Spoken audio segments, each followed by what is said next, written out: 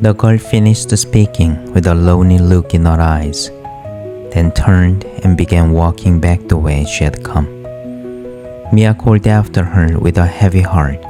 Since you're alone anyway, why don't you come with us from now on? Thank you, but I can't. Someone has to stay and protect this place. Take care. I'm off now.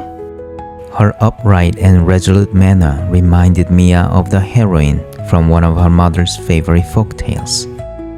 Daughter, who do you think you owe your food, your clothes, and this comfortable life to?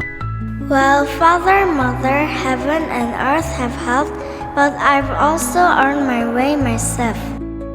Banished from home for her bold answer, Kamunjang wondered until she came upon the home of an old woman. She asked to stay the night.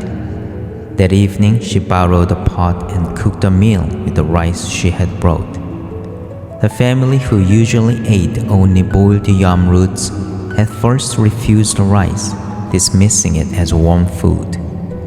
But when the youngest son took a bite and delighted in its taste, the others followed and ate their fill. Eventually, Kamunjang married the youngest son. One day, she and her husband went out to dig for yams in the fields. To their astonishment, the pebbles they had thrown aside turned out to be solid chunks of gold and silver. The girl, who had lost her entire family overnight, stood firm in the face of grief and chose to protect the place she called home. And Kamunjang, the spirited youngest daughter of the folktale, who refused to depend on her parents and instead carved out her own future through strength and determination. Mia waved until the girl disappeared from view. After a long trek, the children finally reached the edge of the forest at the mountain's base. Up close, the cliffs looked even steeper. Mia let out a deep sigh without realizing it. Mary and Arthur plopped down on the ground, exhausted, while Taho gaped at the mountain and shook his head. If we're going to climb that thing, we'd better drink the life water first. Taho muttered. Come on, let's not give up now. We can do this. Galok encouraged them. But I'm hungry. Arthur whined.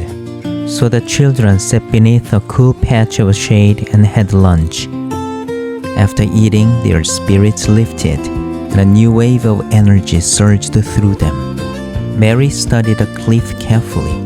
She noticed a narrow, rugged path that wound around the mountain through a vertical crevice, barely wide enough for a child to squeeze through and far too tight for any adult. Well, we might as well give it a shot. Pushing their way through the dense trees and tangled vines toward the path, Tao suddenly spotted something small on the ground. Letting out a faint whimper was a hummingbird, no larger than the palm of a hand, with mottled dark green feathers and a long pointed beak. Oh, the poor thing. While Mia rummaged through the laundry basket and pulled out a bottle of a sweet drink, Arthur gently picked up the hummingbird. It opened its beak and with great effort extended a tongue as clear and thin as a straw, sipping the drink eagerly. A warm pride welled up in Mia's small chest. Soon the hummingbird regained its strength. With a flutter of its wings and a soft whirring sound, it zipped off into the distance. Curious, the children followed. Not far away, they found a small cup-shaped nest hanging from a horizontal branch. Inside were two tiny baby hummingbirds, lying still, waiting quietly for their mother.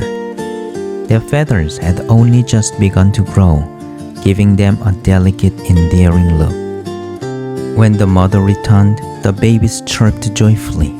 She opened her beak and gently regurgitated the sweet drink she had swallowed, feeding it to her hungry cheeks. They lapped it up eagerly. Little Arthur, watching the tender scene in silence, leaned toward Mia and whispered in her ear, Do you think I'll get to meet her someday? My mom, I mean.